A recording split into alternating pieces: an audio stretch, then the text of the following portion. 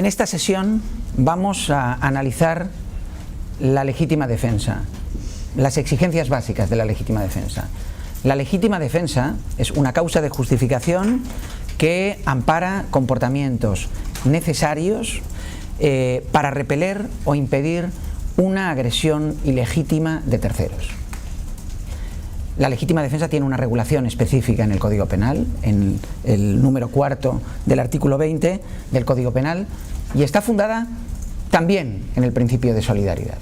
En realidad se trata de un principio de acuerdo con el cual el uso de la fuerza está por lo general reservado a organismos con autorizaciones de derecho público, por tanto estatales. Cuando estos organismos no son suficientes o no acuden a tiempo para defender los intereses de los ciudadanos, los propios ciudadanos pueden actuar en legítima defensa. Pero esta autorización se restringe a unos contextos determinados. ¿Cuáles son las exigencias de este contexto? Estas exigencias están previstas de forma explícita en el Código Penal, pero requieren algunas precisiones. La primera exigencia es la agresión ilegítima. La agresión ilegítima tiene que ser, por tanto, una agresión, es decir, un ataque contra bienes jurídicos de otra persona.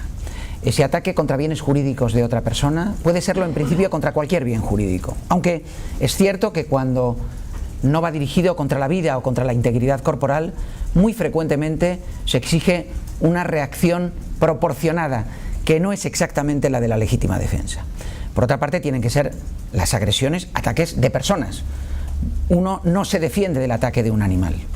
Se defiende, sí, del ataque de una persona que utiliza a un animal como instrumento, pero nunca del ataque de un animal. Y, por otra parte, las agresiones, los ataques, pueden ser omisivos. Actúa en legítima defensa quien coacciona al médico que se niega a asistir a un accidentado.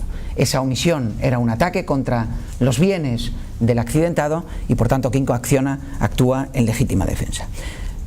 Esa agresión ha de ser actual e inminente. Actual e inminente quiere decir que tiene que tener una cierta restricción temporal. Cuando existen espacios de tiempo entre el ataque y la acción de defensa, no hay actualidad, porque no se está reaccionando contra un ataque inminente.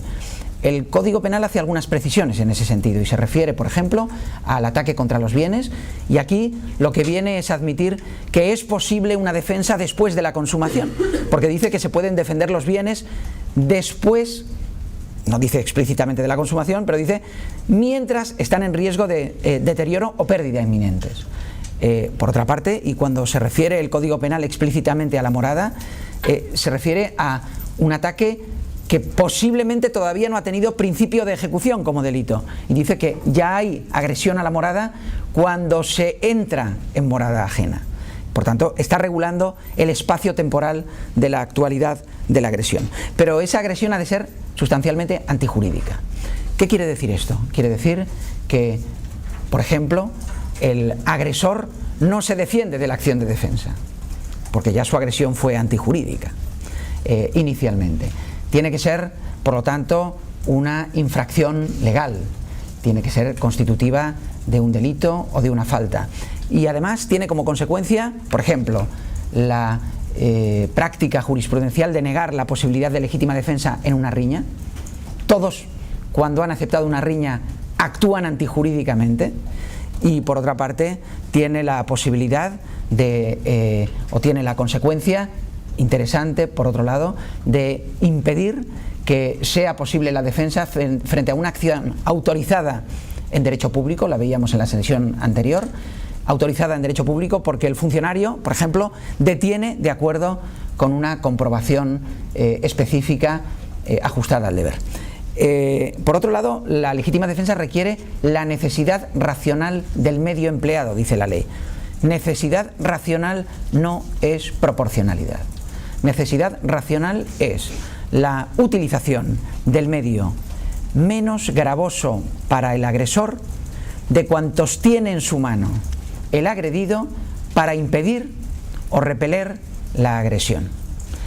Esa exigencia implica, por tanto, que de principio la agresión ilegítima no puede o no tiene por qué ser respondida con una acción proporcionada, sino con una acción necesaria.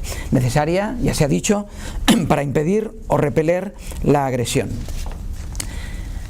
¿Cómo se enjuicia la necesidad racional del medio empleado?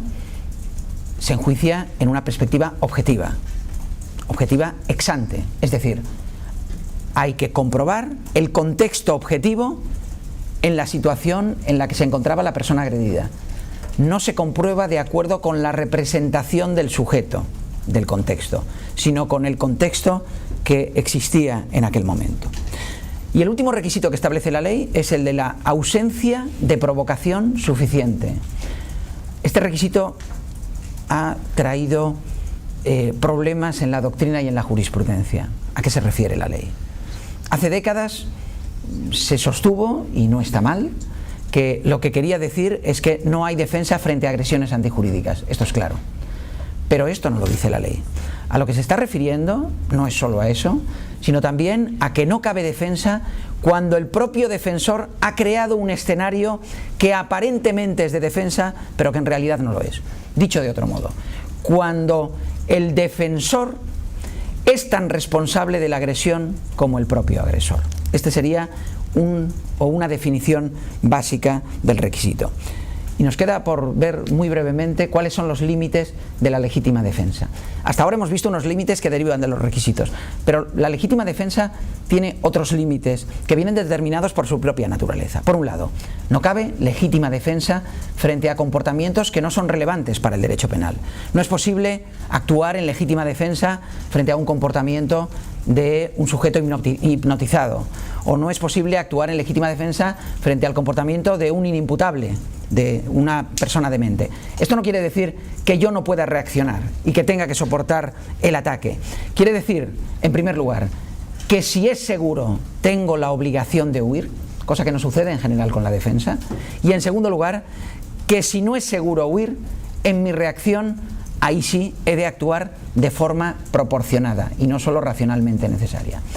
Un segundo ámbito en el que se habla de los límites es en el ámbito de determinadas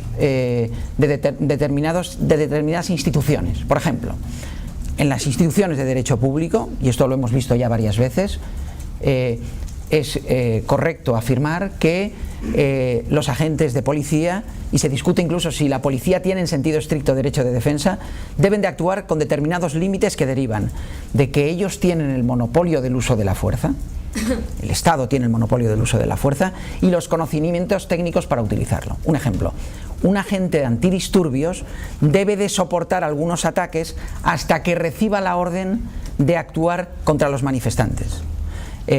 La razón es sencillamente porque existe un límite institucional.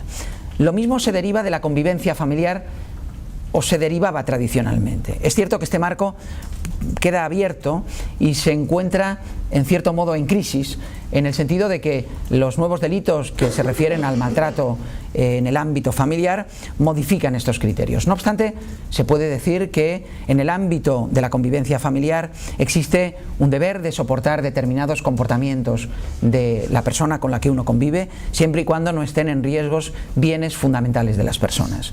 Y por último, existe también una restricción derivada de la solidaridad mínima de la desproporción excesiva. No es posible que una actuación en defensa lesione de forma muy radical intereses jurídicos básicos para salvar intereses jurídicos poco importantes. Hay que darse cuenta de que aquí no nos estamos refiriendo a la desproporción en la acción de defensa respecto del ataque, sino la desproporción del resultado. No tiene sentido, el caso clásico, disparar sobre el ladrón que está subido a un cerezo robando cerezas, disparar poniendo en peligro su vida. La desproporción que existe entre los kilos de cerezas y la vida del agresor es evidente y por tanto una defensa aquí no estaría justificada, al menos no estaría justificada una defensa con los límites básicos que no introducen el límite de la proporcionalidad. Por último, hay que hacer una referencia a la limitación que deriva del Convenio Europeo de Derechos Humanos. En el Convenio Europeo de Derechos Humanos, o en el Tratado Europeo de Derechos Humanos, en el artículo 2.2 se dice que solo es posible el uso de la fuerza en los casos de defensa de toda persona contra la violencia ilegal. En algunas ocasiones se ha querido ver aquí una restricción del derecho de defensa en las regulaciones estatales. Esto ciertamente yo creo que no tiene fundamento.